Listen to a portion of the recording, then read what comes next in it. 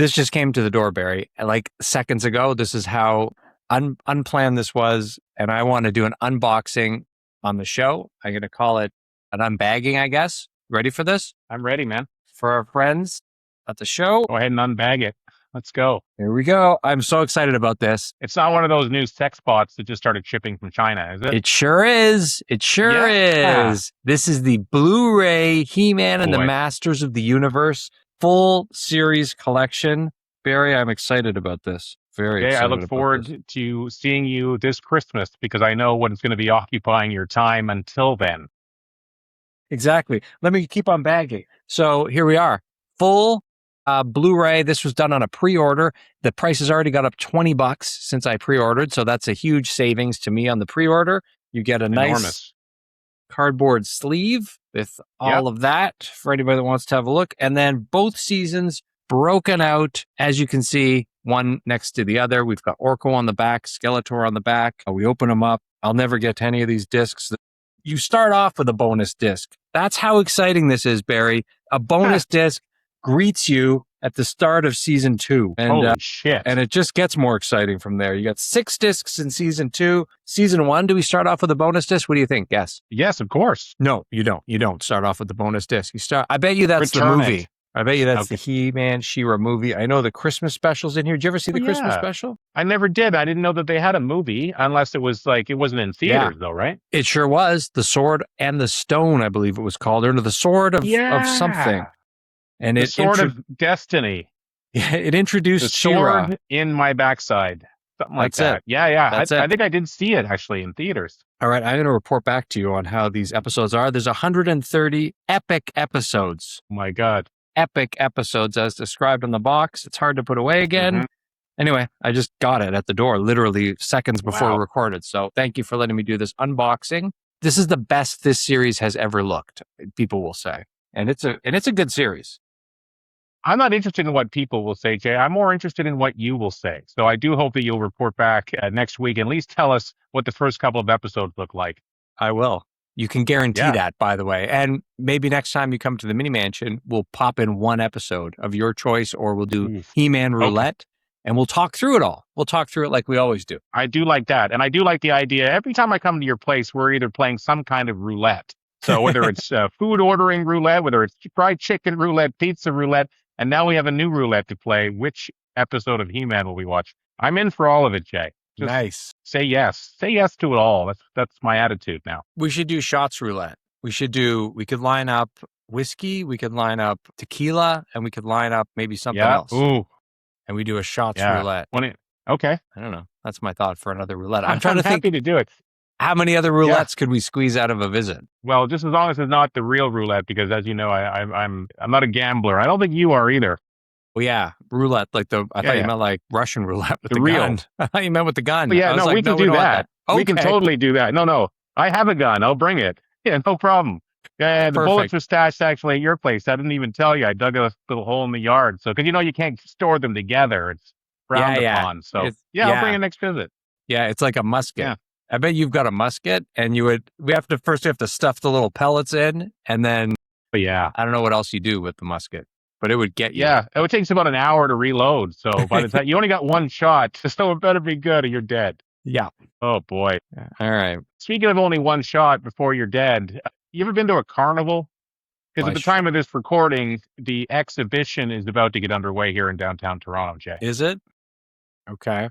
The excitement is oozing from you. Yeah. I've been to carnivals. I've been to a bunch of them. In Sudbury, we used to have a carnival that would come into the new Sudbury Shopping Center, if you're familiar with it. Yeah. It would come into the parking lot. I've been there many times. Yeah.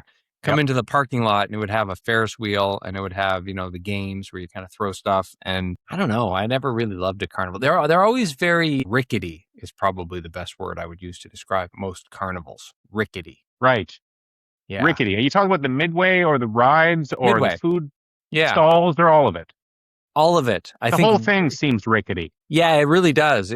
Especially the rides, like those. And that's what it was called, Midway. I think it was called the Midway. That's what came to Sudbury. Yeah, is that a thing? Like an actual thing, the Midway? Well, the Midway is a section of the carnival. That's where the games are played. the games of chance, if you will. Okay. Yeah, Yeah, those are always rigged against you. I've never won. absolutely. I have no athletic ability. How do you do in the games of chance? You know what, Jay? I've discovered that your best odds are when you're playing against other people. Because you're absolutely right that the house will always win. The game is rigged against the player if you're going against the house. But if Yeah. you're playing against other people, you actually have a chance. Right, like the ones where you put the squirt gun in and it makes the horse move across. Is that your That's the favorite? game that I actually, yes, I took Linda to the X last year and I played that game and I won first try. Got a prize for her and we were done. I was in and out. It was perfect. It was straight out of a movie, dude. You're First time retired. ever trying it, and yeah, I've retired after a 1-0 victory, dude, undefeated, and Linda was happy. And then the year after that, she played a game for the first time and won me something. She did Would the she darts with the balloon. Oh, and she won. So she played against the She house. won. She did, but we were both convinced that they had. You know how they underfill the balloon, so it's very hard to pop. In fact, Yeah. it's almost near impossible. These balloons were obviously filled by somebody who was first day as a carny because they were nice and tight and big. They looked like fake breasts. So Linda was just popping one after another after another. It sounded like gunfire. And people who were walking behind us were like, "Whoa, what's going on?" They looked over, and Linda's the champion of the midway. It was pretty incredible. It was hot. We went home and made love right away. It was pretty Of cool. course you did. That was your Well, I mean, prize. I'm not going to miss an aphrodisiac like that, Jay. That's just fool talk. Of course. Of Yeah. course. Okay, so What you're about you? What games of the midway get you horny? Anything? ring toss. Come on. I mean, come on. There's nothing more Yeah. phallic than a ring Ooh. toss, right? Yeah, dude. That gets Love you the going. ring toss. Whack-a-mole. Whack-a-mole's always yeah. fun. That's Yeah. hot. I do like whack-a-mole because, yeah, I don't know why. But, and then the ones I was never good at, the one that lures you in the most, let's see if we're thinking about the same one. There's the one that lures you in the most because you think you're going to do okay in it, but you never do, is the basketball net. Where Dude, I was just thinking that because the ball is like maybe 1 centimeter smaller than the hoop. Yeah. Like, I don't even think Michael Jordan in his prime could be draining that. No way. So, yeah, that No. one's definitely rigged. But that's funny. We were both thinking exactly the same thing. And every time I walk by it, I think I can do that. And I see nobody do it. Nobody. It all hits the rim and bounces up because you're never far enough away that you're going to miss. It always hits the rim and bounces up and over. You can't get it in. Yeah. They have a new one now where it's like they challenge you to do a hang for as long as you can, and the bar just spins. And so you're tasked with holding on to a spinning bar for as long as you can. Wow. That's never a new heard one that I just, yeah. Yeah. I've never heard of a new Carney game ever. So that's amazing. That must be the first one in 65 years, I bet. At least. Yeah. Yeah, I'll go through my records, but I think that sounds right. 65 years. The last time I was at the CNE, executive producer Aldo Roma and I went, and it was the day of the eclipse. There was some eclipse happening in Toronto. Ooh. And it was a big Spooky. deal. Yeah, they were giving out, it was a big enough deal. They were giving out glasses at the CNE. And so people were in line, like huge lines to get these glasses, these free, eclipse glasses. And we couldn't be bothered. Like, we just didn't want to stand in line. And so yeah, but that's very dangerous to look at an eclipse without the eye protection, Jay. We didn't. Let me tell you my strategy, and I'll tell you, and it worked like a charm. And Aldo was very impressed by it. So the eclipse happens, and it gets very spooky, and it gets cool in the middle of the day. And it was very odd, dark. It's an eclipse. And so I said to Aldo, I said to Aldo, because everybody's looking up in their glasses, I said, here's what you got to do.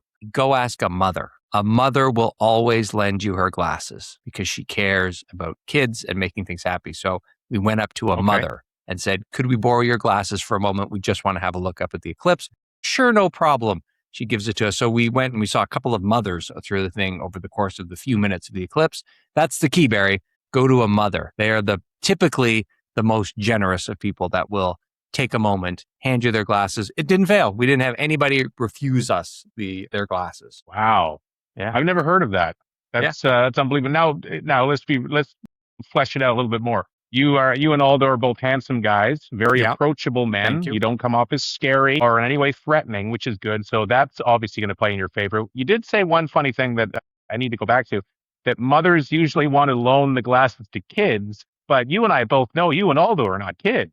We're so an there adult. was something more. You had a charm, you had an aura, you had something about you that made them say, just give them everything. I'm surprised they didn't give you her purse as well and all the contents. You think Maybe next time. You think there was a little DILF factor going on there? There might have been.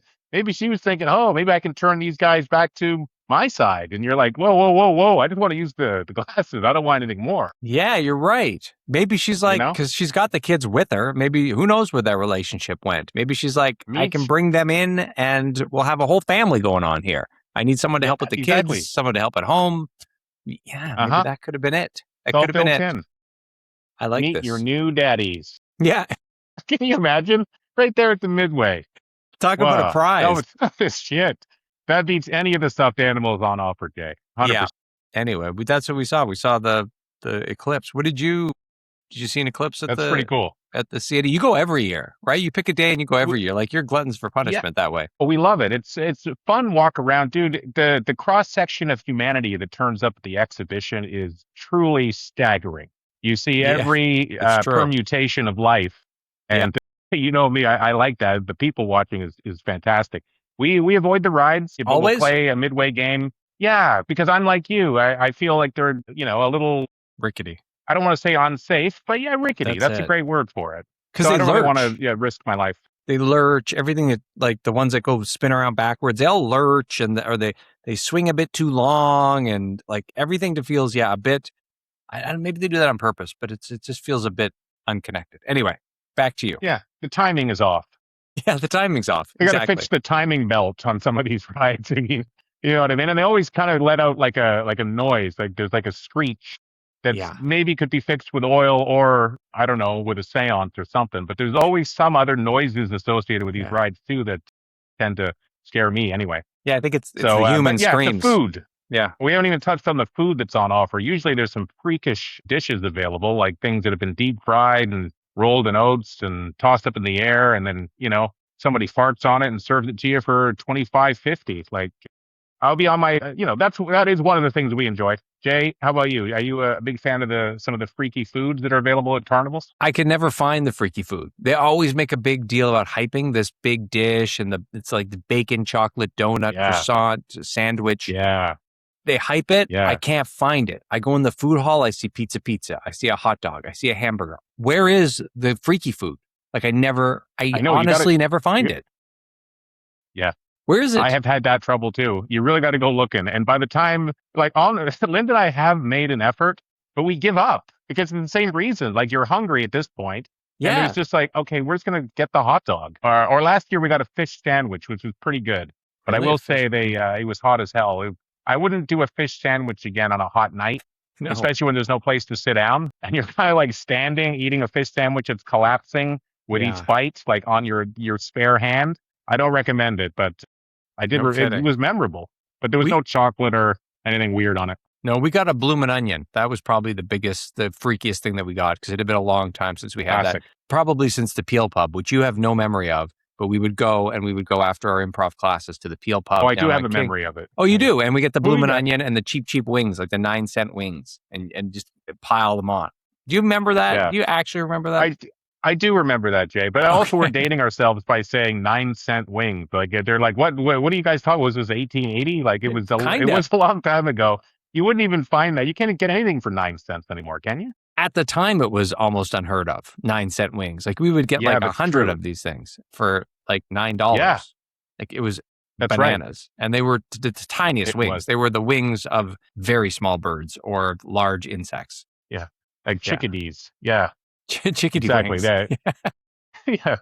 These were the wings that belonged to an animal that was severely depressed. But you know what? For 9 cents, we're like, whatever. I don't care if he's not eating because I'm eating him. Yeah, nicely said. Nicely said. You know what I'm saying? Well, what are you looking forward to most at this year's CNE? Because it is the official end of summer when you attend this, by the way. It's a little sad. Yeah, it's true. It is the signal that fall is around the corner. So that's a little bit sad. But I don't know. We're probably going to make another effort to try to find the freaky food. And if I do find it, I will certainly let you and our audience know. I want you to have the freakiest food you can find. And please send a picture to me. Let's have something that I did go, you know what else is good? And it's like traditional fair food are those donuts that come on the conveyor belt. The Tiny Tom or whatever? Yeah, that's it. Tiny Tom, the powdered donuts. Yeah. Go for those. Oh, They yeah. put them right in the bag, and the powder's in the bag, and you shake them up. Ooh. And then you Go tear the for bag those. open, you lick the interior. Is that kind of how you do it? Yeah. Sugar high, and you Yeah. come around with it's all covered all Oof. over your face. It's great stuff. Yeah. That's a Yeah. carnival moment right there. Yeah, go into a diabetic coma. Oh my God. Is there anything better? Who doesn't love that? We did go see, my last carnival thought is like, we did go to the CNE on the nights when they were playing the Argos game, because you'd get your tickets to the Argos and then you would go to the CNE. And that was kind of how they drew people to the game, or so they said, was you basically got in, that was your admission. You had like free admission to the X if you bought your Argos tickets. I like that. It was kind of cool. Yeah, they did that as well for some TFC matches when they would overlap. Same kind of thing. I should say this. There is some wrestling going to be featured at this year's exhibition. And guess who one of the wrestlers is, Jay? Someone that we grew up watching. Yeah, it's not you then. Okay, I'm going to guess. Is Jake the Snake Roberts? Is Jake the Snake Roberts still alive? He is, but it's in that same milieu, but it's not him. Ted DiBiase? I'll give you a hint. Yeah. I'll give you a hint. His nickname was the Hammer. Greg the Hammer Valentine, of course. Yes, sir. Yes. One half of the Dream Team with Brutus the Barber Beefcake. That's correct. Yeah. Your memory is impeccable. Anyway, he will be there wrestling at the bandshell he's got to be 70. It's unbelievable. Who's he wrestling? I don't know. I think anyone who could be insured is going to get in there with Greg the Hammer. And can he still lay it out, that patented elbow that he was known for? We're going to find out. That's kind of fun. I hope you go on that night. Or is he doing we're it going every this night? Friday. So I fingers are crossed that he's going to be there wrestling. If not, I will search it up online afterwards for some video that someone will take for sure. I bet he's just there. I'm excited, Jay. Yeah, he's probably going to be there every night. I bet he'll be there like from I hope so. sun up till sundown every night from the start to the end. He'll be there. I hope so. And we wish him well in all of his matches. Greg the Hammer Valentine. He deserves it. He was always fun to watch. I like the Dream Team. They were the tag team champions. They lost to the British Bulldogs. Do you remember all that? Wow. Yeah, that is a deep cut. I know it. And then they broke up because they brought Dino Bravo onto the team. And then they turned on Brutus Beefcake and they kicked him out. And that's when Brutus Beefcake became the Barber. When they turned him from a heel to, they call him the face, like a baby face or something. And yeah, I can talk some wrestling, by the way. I know a little bit about that in case you want to go deep on a show. I think we're going to have to do next week all about that, Jay, but we're out of time for now. Holy smokes. What a way to end off. Just knowledge bomb you're just carpet bombing knowledge. And it's truly incredible. I am once again in awe of you, sir. Pleasure to be able to impart that knowledge of deep 80s wrestling. Yeah. Barry. All right, well, we'll catch you next week. I think we've done what we came here to do, Jay. We sure did. Have fun at the X. Thanks, man. We'll report back. See ya. Bye.